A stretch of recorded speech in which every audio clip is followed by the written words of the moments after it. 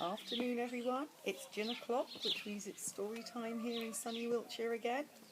We've got little Minx with us today, listening to a story about having your dog put down under social lockdown. I've called it Fred's Dead, or Put Your Dog Down During Lockdown. Eating cake in the kitchen came a squawk from the garden. We both looked up and we both said, "Pardon?" Then the squawk, louder now, came again and again, and we realised it was our favourite hen. Cake fell to the floor and we rushed outside. Feathers and chaos was what met our eyes. Minx and Pepper were barking, but Freddie had got hold of Topsy the chicken. "No, Freddie, stop!" Dragging Fred's in the house and slamming the door. Prizing open his jaw, Topsy fell to the floor. "Freddie, bad dog, no, get away!" "Topsy is fine. Yes, hip hip hooray!" We checked Topsy out. Lots of feathers around. We thought she was dead from that terrible sound. Not one moment was given to Freddie inside, whose heart had attacked. He had started to die. Inside, sit down, the chicken survived. Freddie came over and I looked in his eyes. His breathing was shallow, he was not fine. I stroked him so gently I knew it was time. To the vet's we must go, not a moment to lose. "Only one can bring him, you will have to choose." "I'm taking him," there was no thought. Not cradled with love in my arms like he ought. I placed him so gently with care in the boot. I was towed, out the way, hurry up, toot toot! His face was so frightened when we arrived. That broke my heart and that's when I cried. "Tell the vet to come quick, he's scared and he's suffering. He's 15, he's tired, please help with his passing." "Vet's with someone else and you can't come in. It's 2 metres, you know, and the surgery's thin."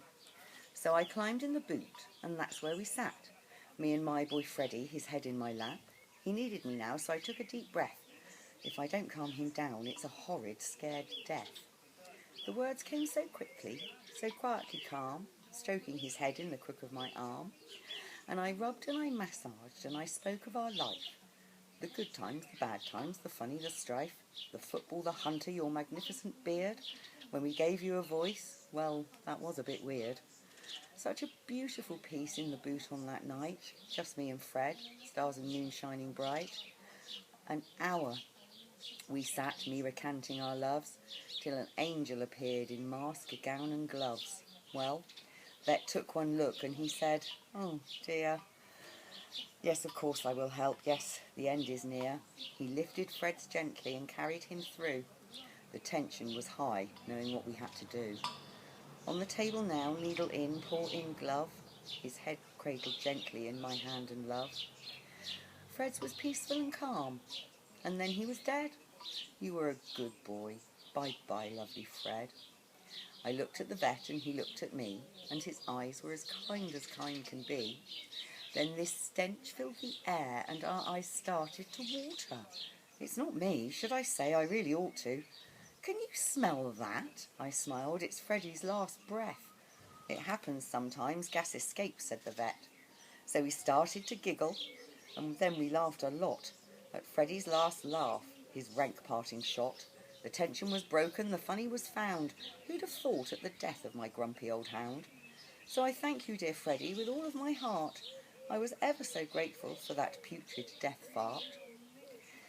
He's buried at home in the upper dirt scratch, for the chickens to poop on. Found more funny in that. Cheers, everyone.